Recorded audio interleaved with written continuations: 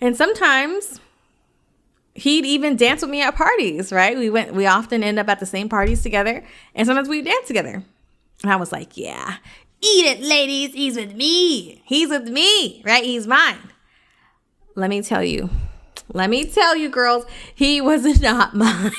He was actually very, very far from being mine. However, in my mind, I was like, we're spending time together. He calls me, he texts me, blah, blah, blah, boop, boop, boop. So obviously he's mine and I'm his. Hey, loves.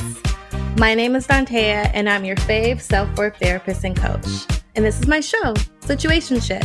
This show is about getting out of toxic situationships that go beyond partners to family and friends and everything in between, to living a life of joy and self-worth. Okay, let's get into it.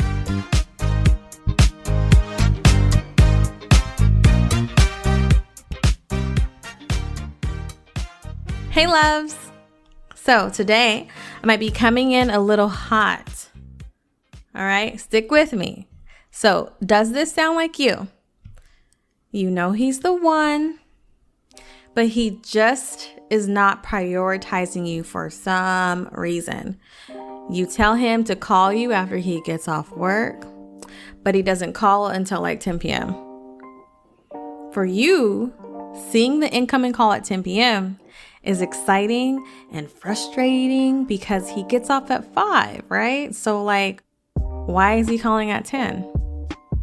You don't want to answer because you want to teach him a lesson on how to respect you. This is what I used to do.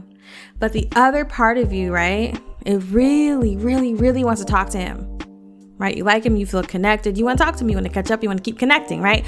So let's be honest. Who knows when the next time you'll get this opportunity, since he's always so busy, since he's kind of like a flight by night, right? Like he's here one minute and he's not here the next minute. So I'm going to take this opportunity while I got it, right? So he's calling at 10 p.m. and what do? You answer the call, right? And just like that, we are back in it. We are back in the situationship. We are back in the cycle of it. We are back in this pattern that we created together, right? Call whenever you want, boo-boo. I'm here to answer. No boundaries, no needs. I'm here. It's your time. It's your world, right? It's so intoxicating, isn't it? Hearing this now, like, is getting me dizzy. Just thinking about it. And when I used to be in a dizzy tizzy over my guys that I just couldn't let go. Wait. Let me finish this after we take a quick break because it's about to get really good. If you're listening to this episode, I bet you're wondering what behaviors you're doing that keep you from getting your needs met and ending up in situationship after situationship. I got you.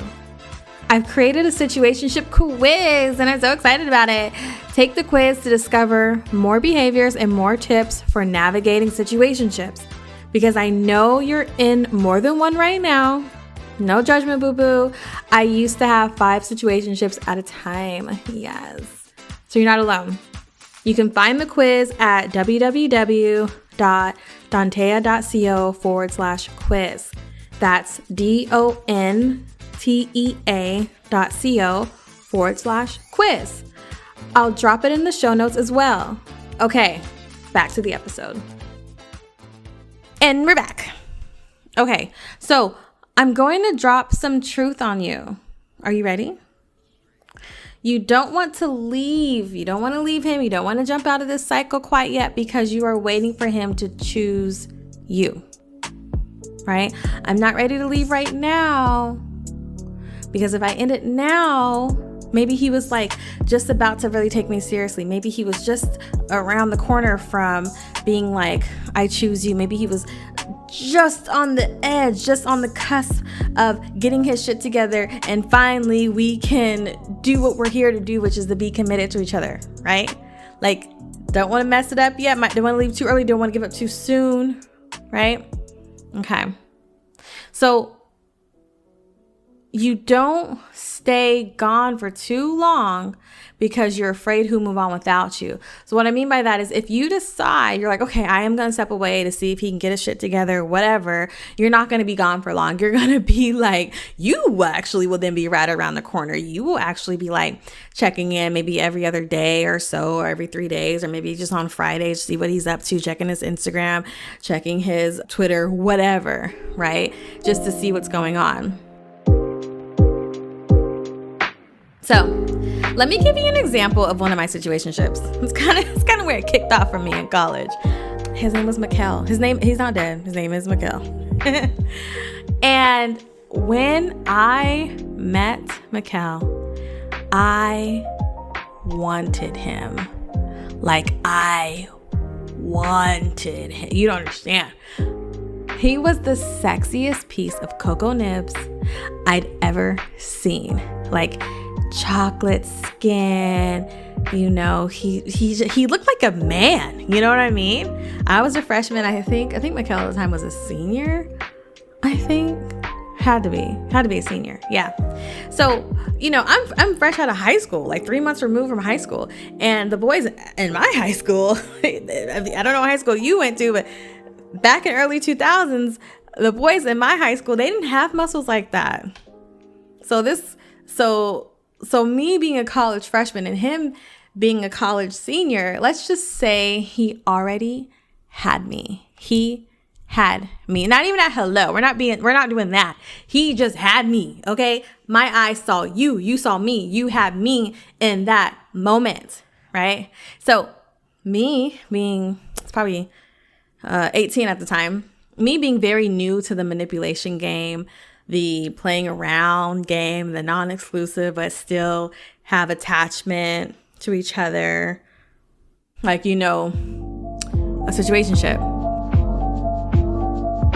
I wanted to spend every moment with him. I met him very early on, actually. I met him in the fall semester, within like weeks of moving in. It had been with at least a month within being on campus. So I met him very early, and I want to spend every waking moment. What was class? Homework? Forget homework. If he's available, I'm there, right? I so desperately at the same time wanted him to respect me, right? Even though I was young, you realize what feels good and what doesn't feel good. So sometimes we'd spend lunch together.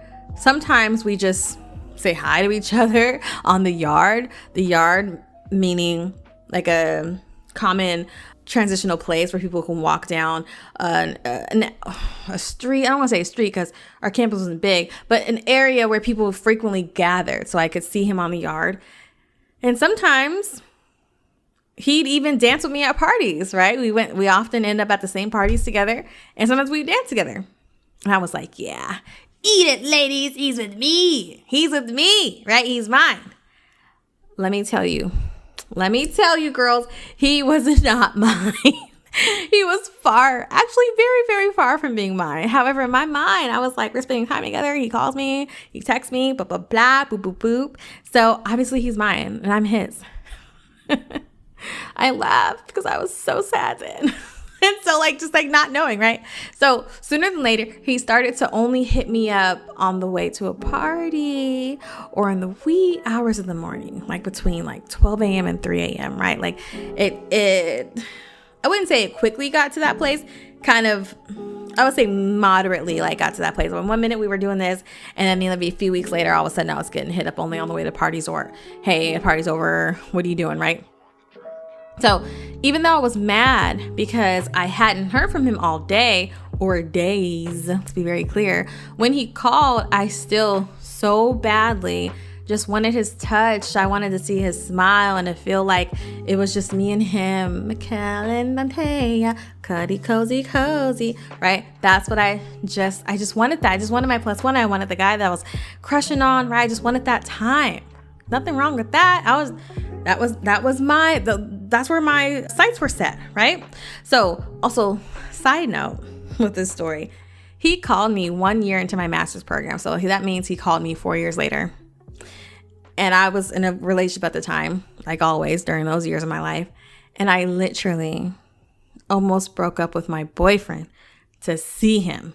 Like, he had me like that, right? I remember the call like it was yesterday. He was saying he was going to be driving through my city. I forgot what happened. I probably said I had a boyfriend. I don't even know. But I literally had to talk to like a couple of my friends and be like, should I see him? What should I do? Because I was, I had just graduated from college. So of course I'm still crushing on this guy. Like, are you kidding me? Right? So I'm saying all this to say it's a both and, right? We want to spend time with them, the guy, the situationship babe, whatever. And we want to also be respected. We want the boyfriend experience and we don't want anyone else to have him. We want sleepovers and breakfast the next morning. For me, oftentimes, if I wasn't getting booted out or driven back home after fooling around or just spending the night or just, hanging out for like an hour, and once they realized I wasn't going to have sex with them, they're like, okay, well, I got to go, or blah, blah, blah. You know what I mean? Like, it wasn't being booted out the next morning or right after. It was, that actually didn't happen. Everyone I messed with in college, maybe not everyone. I'm sure there are some people that are like, oh, yeah, I wasn't like that. Okay, but I don't remember you. So what does that say? So these people that I was pining over trying to give all my to booted me out. No breakfast, nothing, right? So all of this, I want you to remember that we have to be honest with ourselves. We have to be very honest about what is happening. We have to be honest about, okay, I'm staying, because I was messing around with Mikkel for like, I don't even know. It had to been most of my freshman year. Had to have been. So it's like, why am I really staying in this cycle? What is it that's keeping me here? What is it that's keeping me intrigued, right? Is it a part of me that really likes to chase because this is all I know? Is a part of me that feels like, he'll like me in the same way that I like him one day, as soon as I kind of tweak and adjust myself to what he's looking for, right? Versus being like, I am me, and if you want to be with me, this is what you're going to get. No, back then, and I'm sure like yourself, I was like, I will metamorphose myself into whoever you need me to. You want me to lose weight? Got it. You want me to put on weight? Got it. You want longer hair? Got it. You want shorter hair? Got it, right? Like long nails, short nails, no nails, whatever.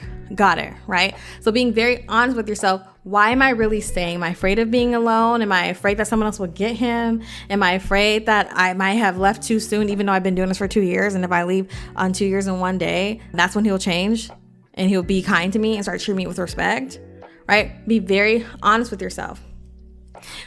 As always, I'm not going to judge you.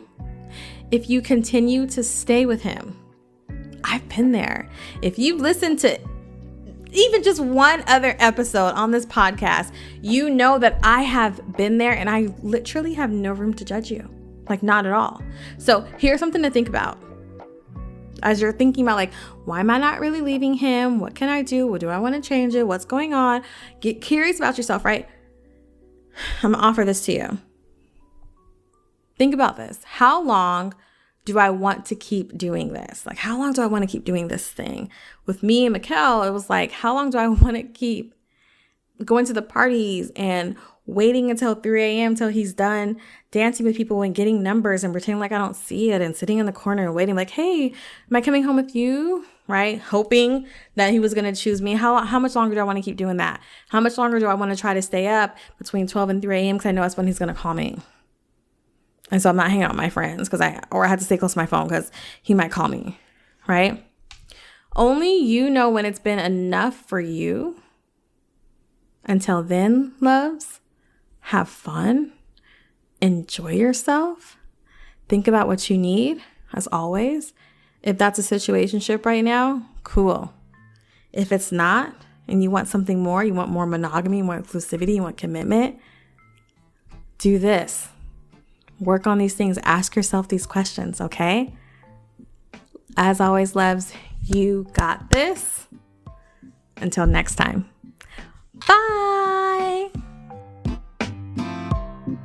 Thank you for listening to the show, loves. This show was produced by Mackenzie Mazel and me, Dantea. If you got a question you'd like me to answer, which I know you do, please send it to dantea@soireesintherapy.com. That's SOIREES for soirees. When you do that, the answer might just become an episode, and I would love to keep talking about your question. Want to work with me? The link is in the show notes. I'll see you there, and I'll see you in the next episode. Okay.